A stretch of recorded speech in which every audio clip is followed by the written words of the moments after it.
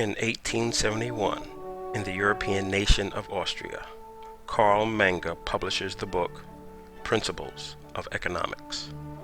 In the book, Menger makes the argument that the individual person is the driver of all economic activity, and that universal laws governs this economic activity.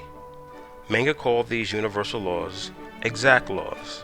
He argued that as long as an individual followed the exact laws of 1. Being rational, 2. Being self-interested, 3. Being informed, and 4.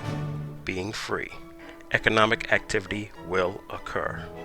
From these exact laws, Menger developed the theory of the entrepreneur. Next-generation Austrian economists Friedrich von Wieser and Joseph Schumpeter further develop Menger's The Theory of the Entrepreneur.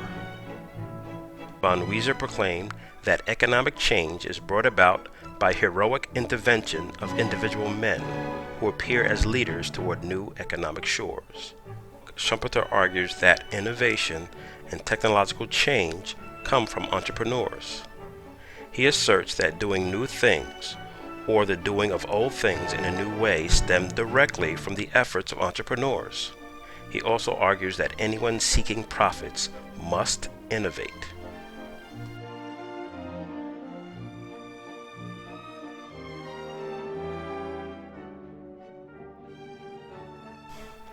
In 1878, Harvard professor Charles Peirce develops the philosophy of pragmatism.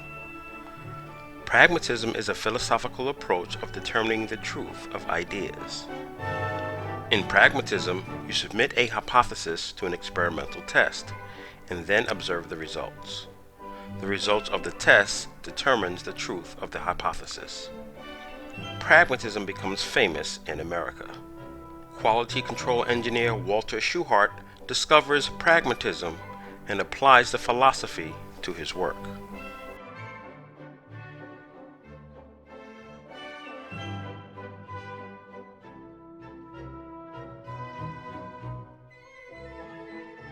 In 1919, Joseph Schumpeter meets Peter Drucker and introduces the youngster to entrepreneurial theory in Austrian economics.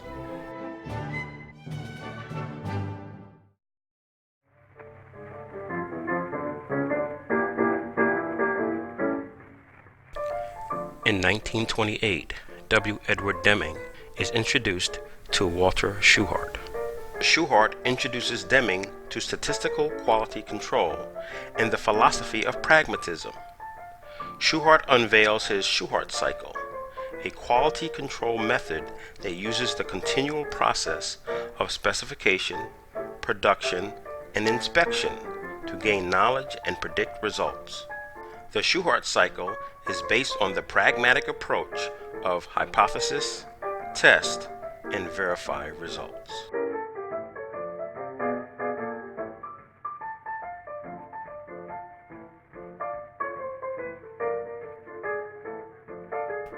In 1945, Japan is defeated in World War II. They become a U.S.-occupied territory. In 1950, the U.S.-Korean War breaks out, and the U.S. government pays the Japanese government $3.5 billion to manufacture materials for the war.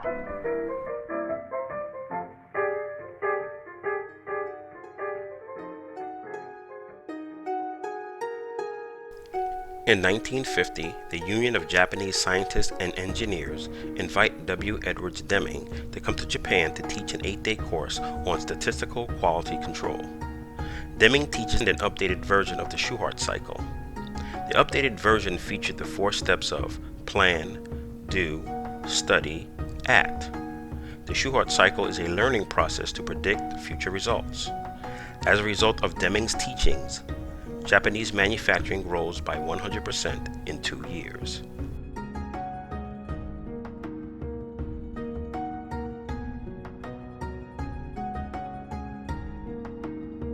Deming's lectures on statistical quality control are compiled and distributed for sale in Japan.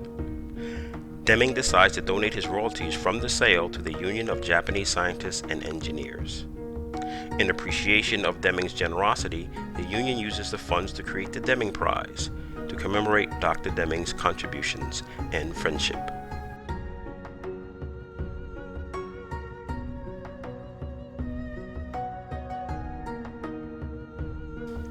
In 1954, Peter Drucker publishes The Practice of Management. The book is widely considered the first book to organize the art and science of running an organization into an integrated body of knowledge. Drucker also introduces his management by objectives and self-control methodology.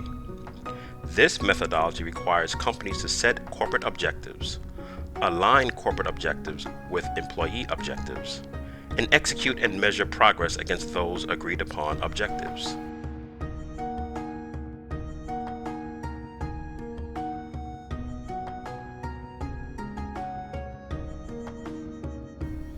In 1954, the Korean War ends and Japan's wartime economy is over. As a result, Japan plunges into an economic recession. In response, the Japanese government sends inspection teams to America to learn how to close the management gap between America and Japan. The inspection team finds Drucker's The Practice of Management in the executive suite of every company they visit during the trip. This makes a big impression, and Drucker's The Practice of Management is accepted in Japanese industry.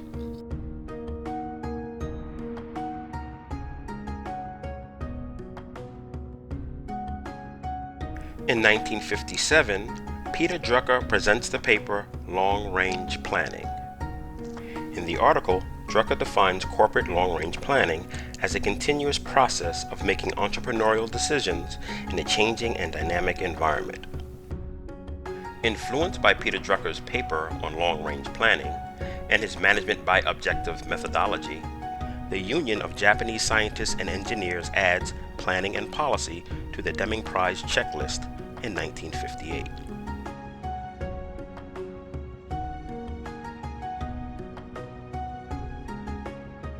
The same year, Armand Feigenbaum is invited to Japan to teach cross-functional management. The Union of Japanese Scientists and Engineers adds cross-functional management to the Deming Prize checklist in 1962.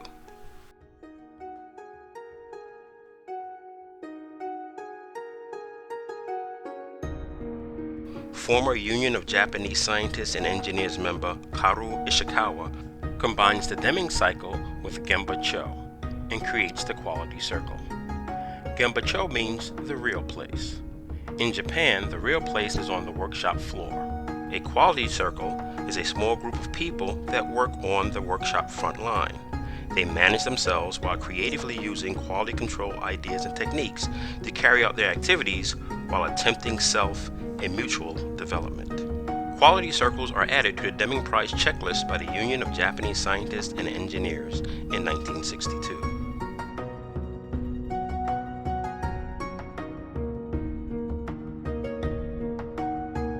By 1965, Japanese companies have been incorporating management by objectives, long-range planning, cross-functional management, and quality circles to execute total quality control. Bridgestone Tires publishes a report analyzing the planning technique used by these companies. Bridgestone Tires names these techniques Hoshin Kanri.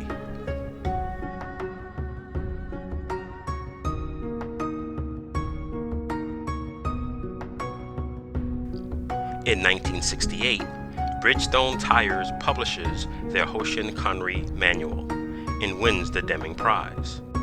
Fuji Xerox implements Hoshin Kanri and wins the Deming Prize in 1980. In 1982, Yakagawa Hewlett-Packard implements Hoshin Kanri and wins the Deming Prize.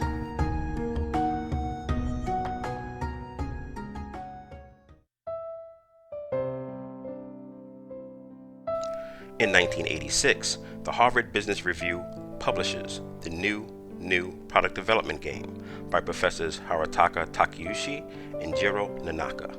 Takeuchi and Nanaka discusses companies that have taken a new holistic approach to managing the product development process. Fuji Xerox and Hewlett-Packard are among the companies that are studied. Takeuchi and Tanaka said these teams reminded them of rugby teams, particularly the Scrum formation in rugby. So they called these types of development projects Scrum Project Management.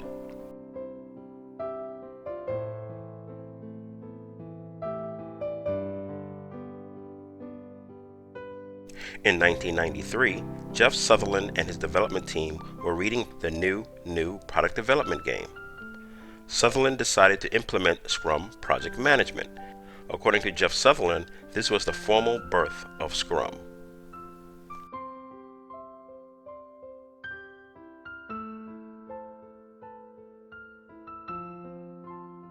Jeff Sutherland and Ken Schwaber published the Scrum Guide in 2010. Scrum spreads quickly throughout the information technology industry and becomes the predominant agile methodology used by companies around the world. To realize additional benefits, companies are now scaling Scrum to the enterprise level. But can a development methodology work for the rest of the organization? We say it cannot. To successfully transform any organization to Agile, you must first deconstruct Hoshin-Kanri and understand the methodologies hidden within. Long-range planning for senior management supplies the corporate vision, long-term objectives, and innovative corporate strategy.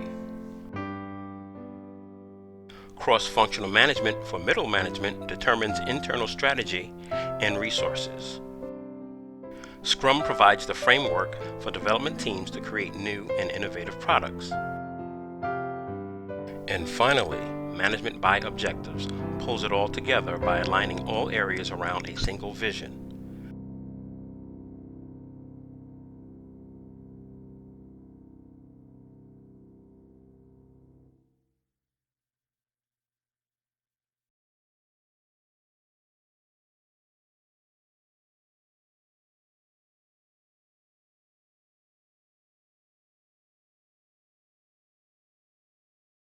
Management is not only a science but also an art and a craft. I believe it is more an art, and one of the greatest artists in our field was Peter Drucker, who was able to grasp the essence of issues to build more universal theories. I served as a distinguished Drucker scholar in residence at the Drucker School at Claremont Graduate University, and I continued studying why Drucker was able to see what others could not see. The essence of business is not about bettering the competence to maximize profit. It is about relentless pursuit of the firm's own standard of excellence.